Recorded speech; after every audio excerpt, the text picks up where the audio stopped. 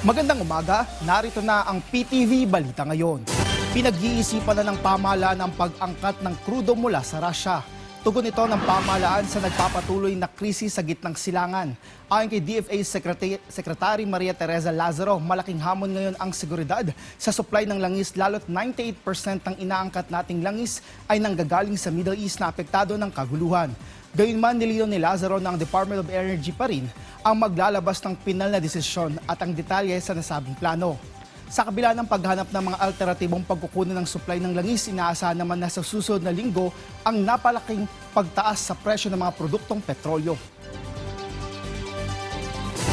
Dumating na sa bansa ang labi ng caregiver na nasawi sa pambobomba sa Israel.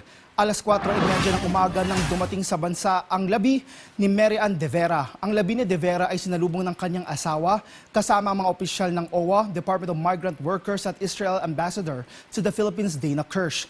Tiniyak naman ng pamahalaan ang tulong para sa pamilya ni De Vera. Kumilos na rin ang DMW para maiuwi ang labi ni De Vera sa kanyang bayan sa Pangasinan. Nagpaabot ng pakikiramay ang OWA sa pamilya ni De Vera.